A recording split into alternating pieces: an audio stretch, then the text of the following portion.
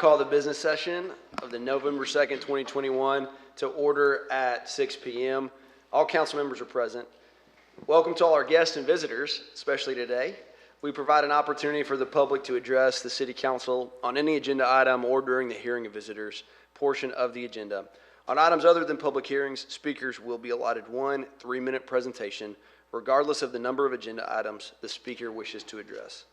If you are here to speak and have not filled out a registration card, please see the City Secretary staff at the registration table outside of the auditorium so that staff can contact you if necessary. If you have handouts, please let us know at the beginning of your presentation, and staff will distribute those to the council. If you are unable to approach the podium due to physical limitations, a microphone is available to be brought to you. Please join us for the Pledge of Allegiance. Pledge allegiance to the flag of the United States of America and to the republic for which it stands, one nation, under God, indivisible, with liberty and justice for all. Our first item of business is to consider the minutes of the October 19th, 2021 City Council meeting. Those minutes were provided in your meeting packet. Are there any corrections? If there are no corrections, the minutes will stand approved as submitted. Our first order of business is public hearing 2021-794.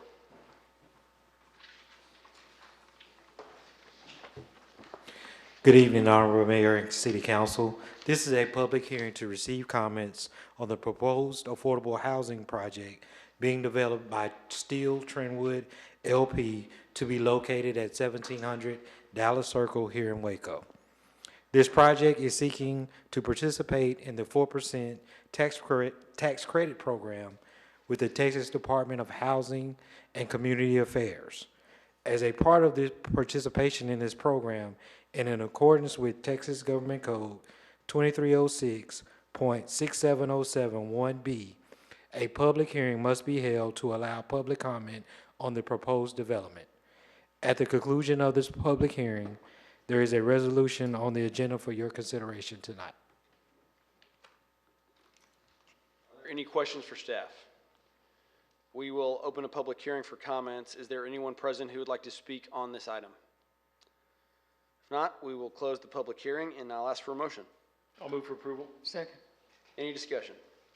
I think it's incredibly important that you realize how much background went into this project. It wasn't just a developer coming in to look at this facility that is in desperate need of attention, but it involved not only the residents, who are the most important, who stand to, I mean, the city of Waco itself have had our own issues with Trentwood, legally and otherwise, and to demand that they do better by their residents. This is a tremendous opportunity for that to happen. What we're looking at is, I think, $60,000+ a door in renovations, and with the understanding that no resident is displaced because they will care and do it in a manner that our housing developments are doing right now, that whatever they have empty, they will move the folks as they build and renovate and renew. And if they don't have that specifically, then they will be responsible for placing them somewhere. I think that was the most important thing that we got out of that. But other than that is that how they then build community, how they then build what they are offering to the residents within this facility, not only as far as living space, but actually building community. I think that is what is going to restore and continue to elevate this neighborhood. It has undergone lots of transition in life, in time, this year alone. But I think this attention to detail for this community, for these residents, because they are that important, is something that we not only should support, but really get behind to ensure that we inspect what we expect and hold them accountable to these things. And so I'm offering full support for this project. Well said, and I agree. Is there any other discussion? Please poll the council. Holmes. Aye. Palmer. Aye. Porteroo. Yes. Fairfield. Yes. Meek. Yes, that motion carries. And we'll move to some of the items that have been pulled from the consent agenda. The following resolutions were pulled from the consent agenda and will be voted on separately. 796, 800, 804, and 813. Regarding Resolution 2021-796, I believe staff is seeking to pull that from this agenda. Is that correct? Yes, sir. And we don't need a motion to do that, correct? Correct. The next item is Resolution 2021-800. Is there a motion on this item? I move we approve. Second. Any discussion? Yes, I have a couple of questions about this proposed resolution. City Manager Ford, do we have an idea of the number of jobs that this company will be providing to our local economy and what the base wage is for these new jobs? I'm going to ask Kent George, our Economic Development Director, to respond to that. Councilmember? The new title sounds good. Suits you. Good evening again. Got the contract before me. We've got 3 different categories broken down and how many employees they would hire. So they've pointed out that they're going to hire full-time jobs. They're going to be a minimum at $15 per hour. There will be 20 full-time jobs created. Are those with benefits? Those are with benefits. Okay. I have an exhibit if you would like to see that as well. There will also be seasonal employment, 10 new part-time, 30 new part-time seasonal, and 35 full-time seasonal. Some of these are at the peak period of the season for the RV resort, so those are going to be coming on and off at different times of the season. And they are targeting specifically MCC, the colleges, for their labor force. Did that answer your question? What's the wages on the seasonal part-timers? The intern jobs are $12 an hour. The seasonal jobs or part-time seasonal are $10 an hour. The part-time jobs are $11 an hour, and these are all minimums. And we've done the analysis on the occupation for campgrounds, RV sites, and this fits within the range of the median salary for this type of occupation across the nation.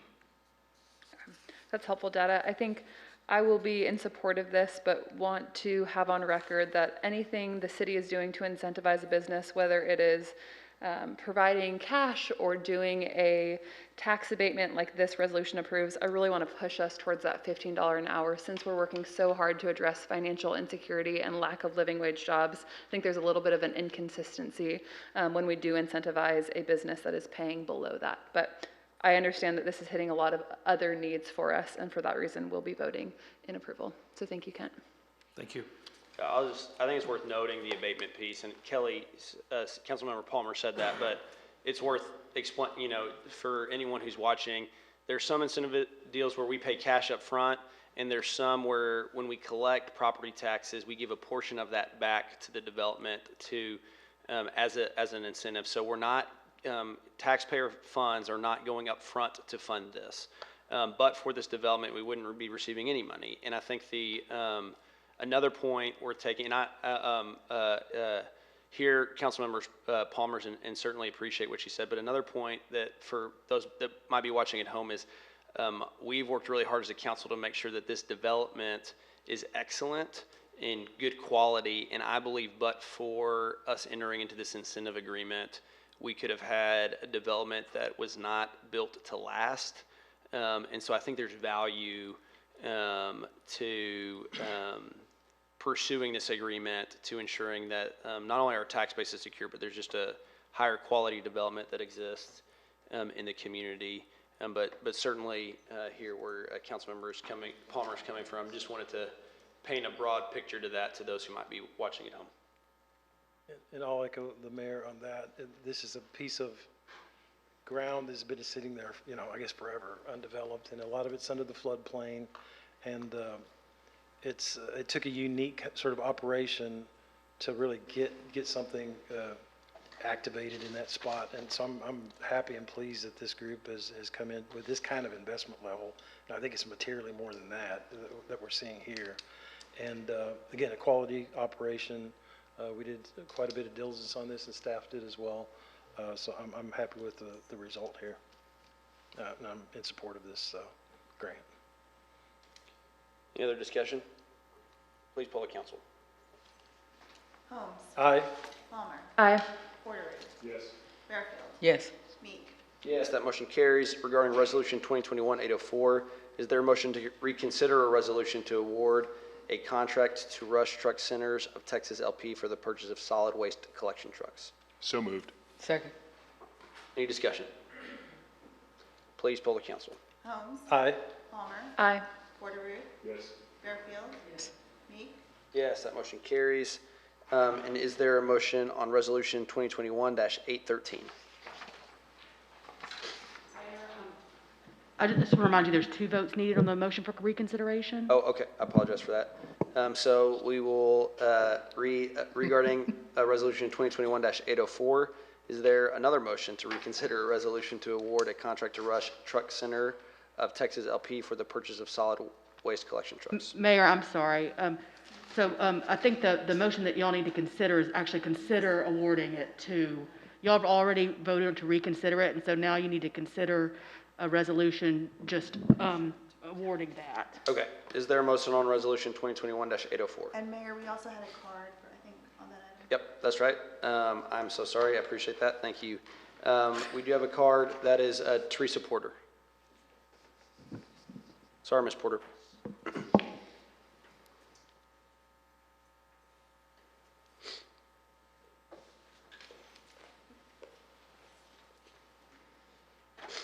Y'all go ahead and vote yes on it. I could have waited till the hearing of visitors. I just wanted to say that I applaud y'all for taking the first step. You put it in writing. Yay! I apologize for the misinformation. Last summer, I read an article on the heavy-duty trucking website. And in January, during the Sacramento BEV Refuse webinar, they said that they would be delivering the EcoMain and Waste Connection trucks soon. I didn't realize they hadn't done it yet. During that same webinar, Mac mentioned DSNY had a rear loader, and the side loader in Hickory, North Carolina, has been operating since fall of 2020. Peterbilt said they had 32 EVs on the road, but they didn't say how many were refuse. During National Drive Electric Week, I caught a trucks webinar with Peterbilt. He said they are taking orders, and the side loader was on one of his slides. Please forgive my confusion. As for the purchase price, Cody, you have to look past day one. The purchase price is different from the total cost of ownership. I'd love to sit down with you and run some numbers through your calculator. Oil changes, after treatment, brake pads still cost money, even when you buy in bulk. Your contacts, Larry Brassfield is awesome. For Peterbilt, you might want to go a little higher up the food chain to Dusty Garland or Matt Wetta. For Mac, you should talk to Scott Bearclaw. As for the vendors, Peterbilt and Mac offer training, but it's up to the dealerships to take advantage of it. Sometimes they need a little shove in the right direction. Lion is scouting for a Texas location. Economic development, hint, hint. Also, I'm sure somebody around here knows somebody on the TSTC advisory board. Electric trucks would make a great addition to the heavy trucks program. I understand you want a history of demonstrated performance, but the thing is, if everybody is too cowardly to take the bold step to be first, nobody will ever have this history of demonstrated performance that they all want to see. Somebody has to be the leader. Putting pen to paper and putting it in writing takes a little courage. But putting the foot to the foot feed, that's brave. That takes real courage. Be brave. Take the next step. Do the root study. Do your own testing. Gather your own data. When it comes to the grant money, these programs open and close really fast, sometimes with no warning. For example, I received an email today just before 4 p.m. announcing the DCFC rebate has already received enough applications, and they are suspending application acceptance at noon tomorrow. It opened this morning, Wow. and it was supposed to be open for 30 days. So y'all got to be ready. So go ahead, vote yes on the resolution, get these trucks, but in the future, let's do this. Let's be brave. Thank you. Thank you, Teresa. We really do appreciate you so much. Is there a motion, what? City Manager Ford and I are exchanging eye contact.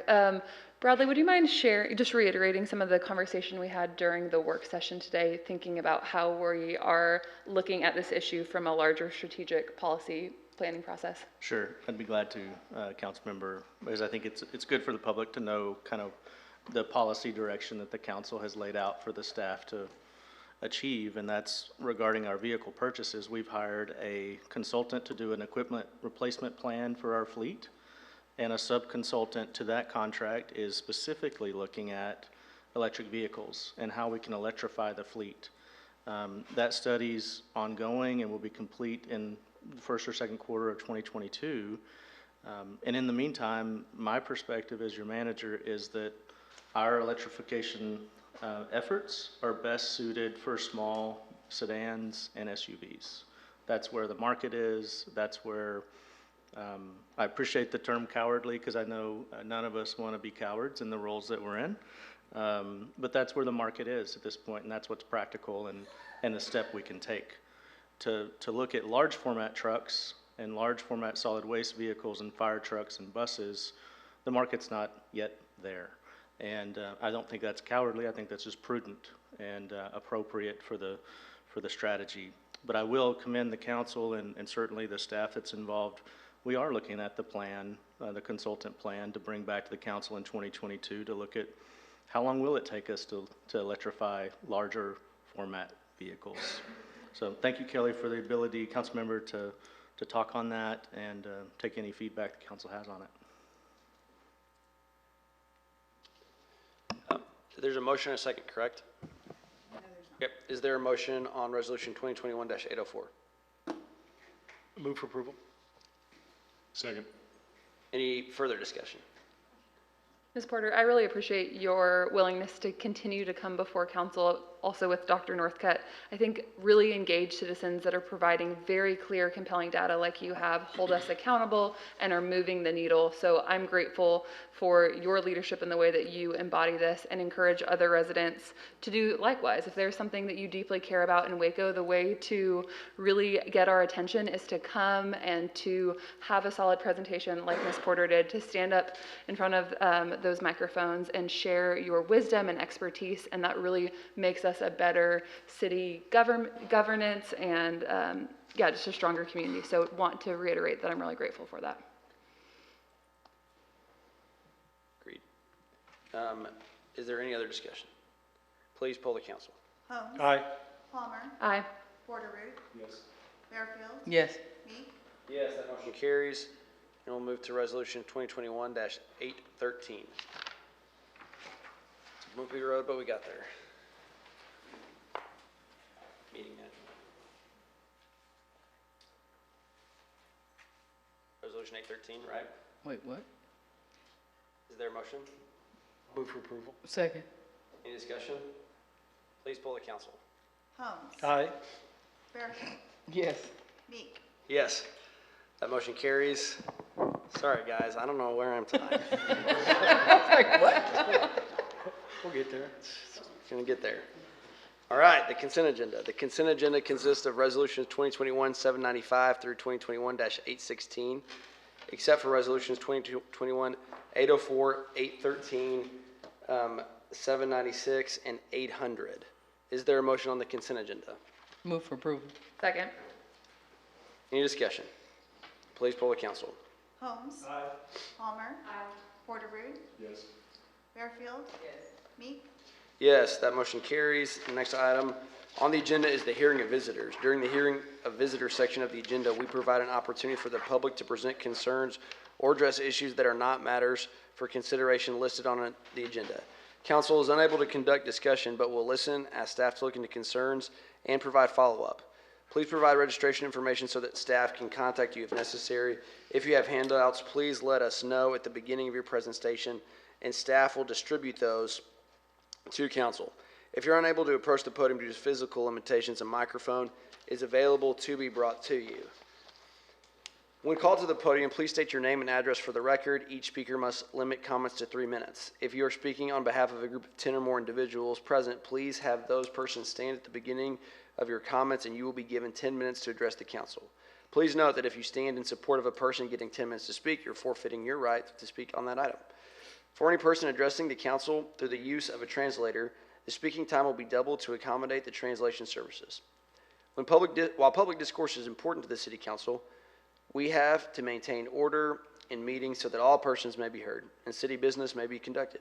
So if directed by me, the Sergeant of Arms shall remove from the council meeting any person while addressing the City Council or attending the City Council meeting who makes personal, impertinent, or slanderous remarks, becomes boisterous, or makes unauthorized remarks from the audience, claps hands, stomps feet, whistles, yells, or makes similar demonstrations. And the first person I have here to speak tonight is David Carlisle. Sorry. Good evening, Mr. Carlisle. Y'all please bear with me because I've never done this before, but anyway, we've had, my name's David Carlisle. I live at 1116 Cleveland Avenue. That's here in Waco. It's actually Kate Ross. We are currently waiting on our house, and we have been there at Kate Ross for over 5 years waiting. The reason I come up here is we've had 3 shootings there in the last 2 weeks, and no response from Waco PD, none. They've showed up like we had an incident out where 2 kids were arguing, and one pulled a gun out. Got shot at 15 times. The bullets just started ricocheting. Everybody's went in their apartments. Luckily, nobody was hurt.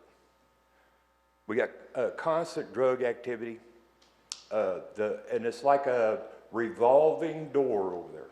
I mean, it's just the traffic over there is just terrible, and there's no reason for it. We have 2 supposedly part-time security guards that are off-duty police officers. But when you call them, it takes them anywhere from 45 minutes to 2 hours to get there. We had a shooting there a couple of months ago, and 2 kids shooting at each other, and then they started chasing each other, and a bullet, and I know this made the news, one of the bullets went into a lady's upstairs apartment, hit her in the head, and killed her. And it's sad. I don't, so my wife and I have called Waco PD, have talked to numerous detectives, and no response, none. The reason I come here is I beg you guys, please do something about these. It's the drug activity over there at Kate Ross is awful. I mean, and I can't believe that the City Council doesn't know what's going on over there. It's just, it's terrible. But the housing, we've put in complaint forms and stuff at the housing, and they do absolutely nothing. I mean, they've been doing this for over 6 years that we've been there waiting on our house. So all I ask is a little more attention to what's going on over at Kate Ross. What's it going to take? Is it going to take a child or something to get killed? For City Council to stand up and say, hey, this is enough. But our 2 security officers that are over there, and they're full-time Waco police officers. My wife and I have talked to them, nice guys. We even have a little substation that's right there off of Cleveland, where when they clock in, they're supposed to stay. But there's no presence at all at Waco PD. So when something happens over there, it takes 45 minutes. Anyway, so I would appreciate the City Council taking it up. Thank you very much. Thank you so much for coming. We'll have to resist commenting because it's not on the agenda, but we will definitely have staff look into this, sir. We appreciate you. Thank you very much. I appreciate it. Thank you. The next card we have is Melissa Poole.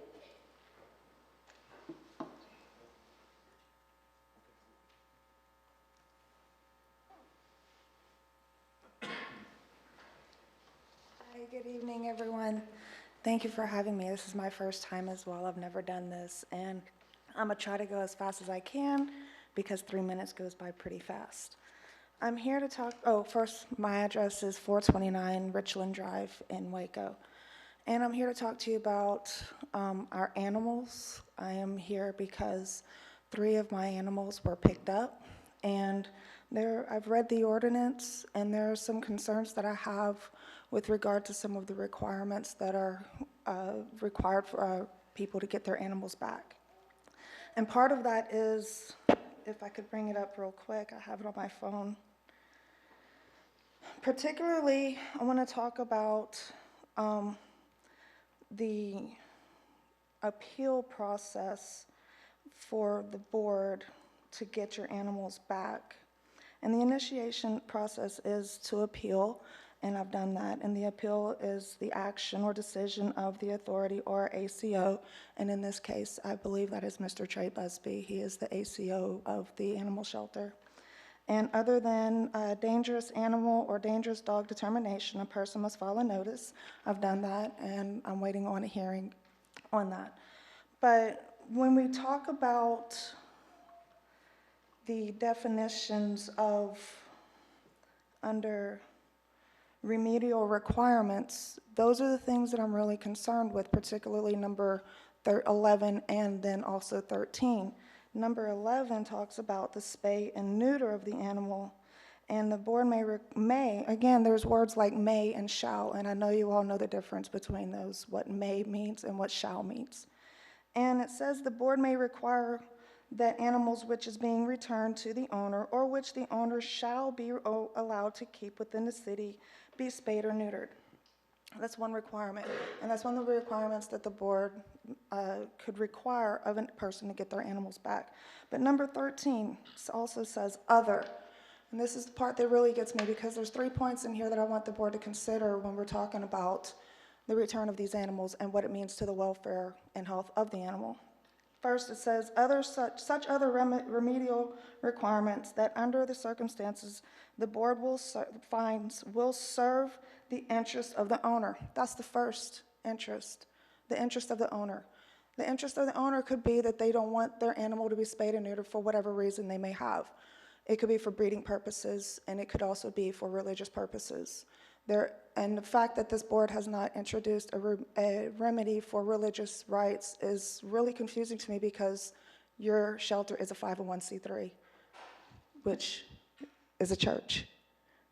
So when we talk about, secondly, owner and keeping an animal and gives consideration to the peace, safety, and welfare of the neighborhood, also a consideration. I'm finding that there is a lot of people who have been in the same situation where they're finding their animals being an impound. And there is a great service to that from the community and for the officers to do that for us. We have an amazing community of people who are the Waco Lost and Found Pet, and we work well together in returning these animals. I've helped, and I've been helped by this service, and it's a great community of people that we have. I would like to see that the shelter become an extension of that, where they are playing a role in returning these animals.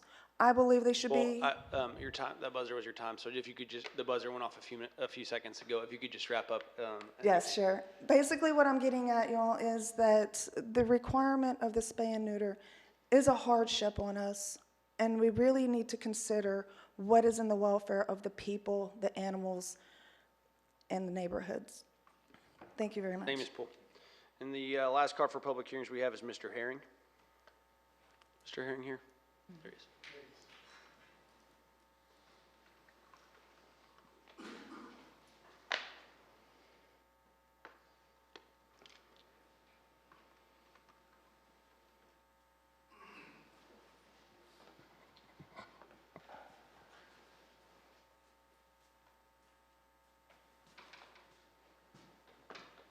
My name is Ephraim Herring, 1046 Chestnut, Waco, Texas. My card is simple. I was reading the charter. In the charter, it says section 6 about the investigating body. My question is, do I send each one of y'all a request for an investigation into how the property at 1046 Chestnut was done from 2017. Right now, the property is still a problem with the property. So do I send to each one individual y'all to get an investigation? Because I'm reading this area, it says an investigation, y'all can do an investigation into normal matters and operations. I sent a letter to Jennifer Ritchie, that nothing happened on that email. I gave a letter in person to Bradley Ford, nothing has happened. I've met with Malik Harrison. I gave her the solution to the problem, nothing happened. So I need to send y'all before I go to my next step. And I was told that my next step would be go to y'all, and if y'all can't help me, take my next step. So do I need to address each one of y'all? I will send each one of y'all a requesting to investigation on this matter. Because there's nothing in your documentation shows how to do this. So I guess I need to do it that way. If not, I left my telephone number, and y'all give me a call and say, no, you want to do it that way, and I'll go to my next step. God bless you. I'll be safe. Thanks, sir. We will close the hearing of visitors, and we will now move to an exciting part of our agenda, which is the oath of office. On October 27th, 2021, the City Council interviewed 6 candidates to fill the District 2 council member position. The council approved Resolution 2021-786, appointing Alice Rodriguez to fill the City Council District 2 vacancy until the next general election to be held on May 7th, 2022. City Secretary Esmeralda Hudson will now administer the oath of office. Mayor and Council, I'm going to ask our appointed council member, Alice Rodriguez, to join me up on the stage. Welcome, Alice. Thank you.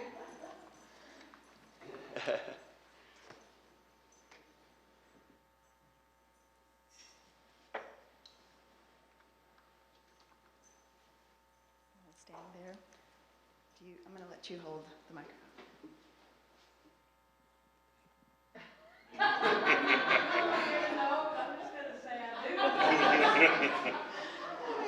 If you will raise your right hand and say your name where I say mine, and repeat after me. I, Esmeralda Hudson, I, Alice Rodriguez, do solemnly swear do solemnly swear that I will faithfully execute the duties that I will faithfully execute the duties the duties of the office of City of Waco Council Member of the State of Texas, of the State of Texas, and will to the best of my ability and will to the best of my ability preserve, protect, and defend the Constitution and laws of the United States, of the United States, of this state, and of the City of Waco. and of the City of Waco, So help me God. so help me God. Congratulations.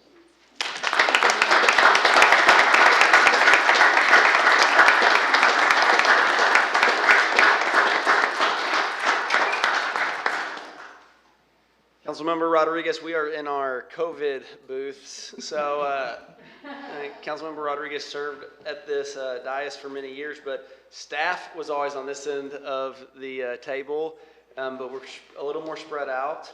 At this time, I would welcome other council members if they would like to say a few words welcoming Councilmember Rodriguez to our team. I'll start on the far end over here. Alice can barely see all the way over there now. But, a couple of years ago when you left council, I made the comment that in your service that you'd served for 6 or 8 years, then took a couple of years off, then came back. I said, look out, because Alice might be back. So I'm happy that my was true there. So you in my time on council, you made me feel so welcome when I started, and you helped me get on council.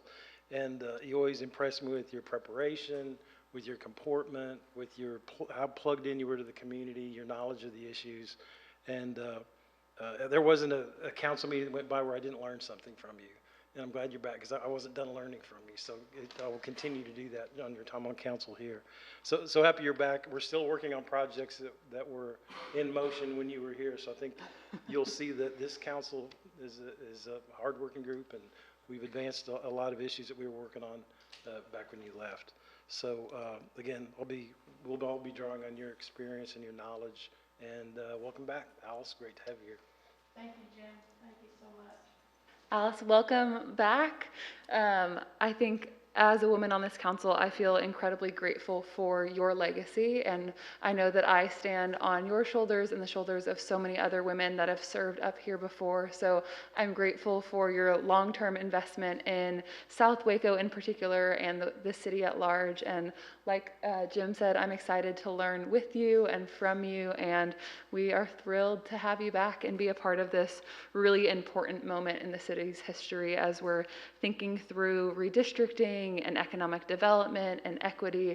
And I think you offer so much in each of those realms, and you are the right woman for this time. So welcome back. Thank you, Ms. Palmer. Alice, I join the chorus of welcoming you back and just expressing my gratitude for your willingness to serve again. Your legacy of nearly a quarter of a century of service on this council is an impressive one and is an amazing role model for so many in this city. And so I look forward to learning from you, and just really grateful and excited to serve alongside you. Thank you, Councilman. Hi, Alice. Congratulations.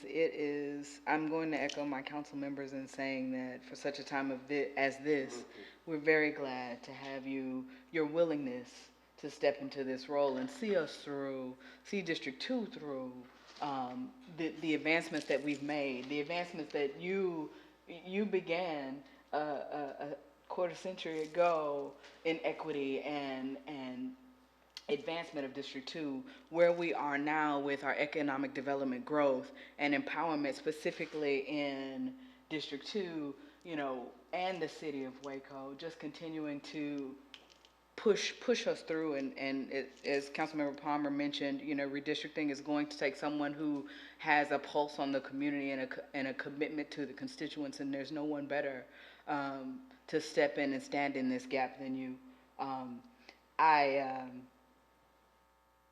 I'm glad to sit next to you, to represent and serve with you once again, District 1 and 2, a Jackson plus Bearfield and a Rodriguez, working to walk alongside our constituents. Glad to see you. Thank you. I'm so thrilled to get to serve with you again.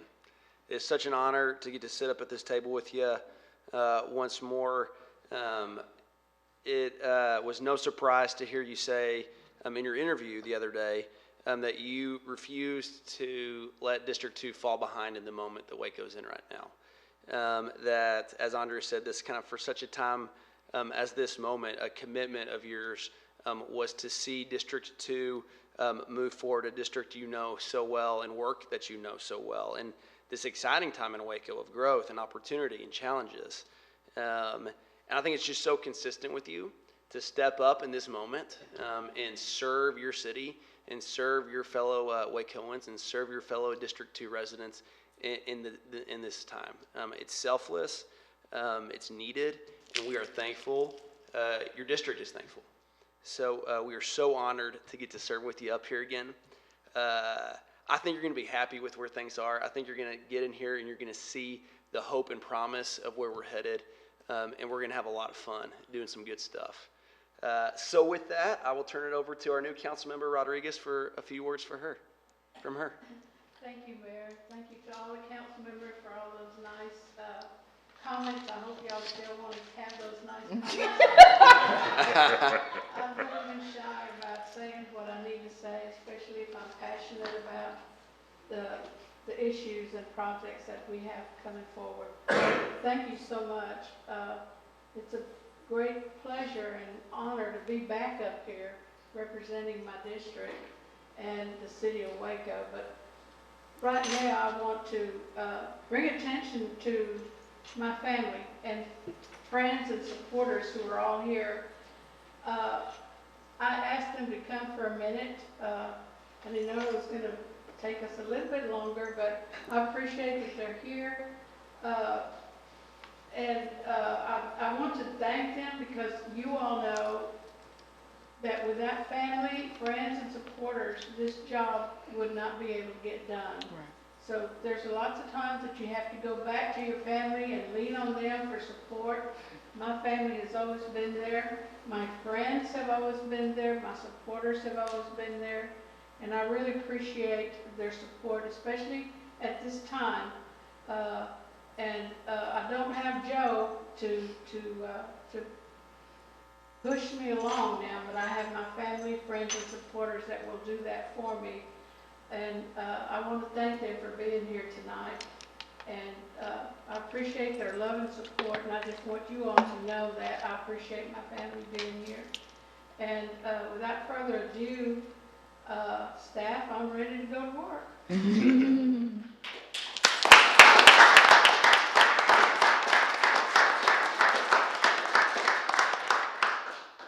All right, are there any council member reports on committees, boards, commissions, or liaison visits? If not, are there any requests for future agenda items? There being no further business, we will adjourn at 6:40 p.m. Thanks, everybody.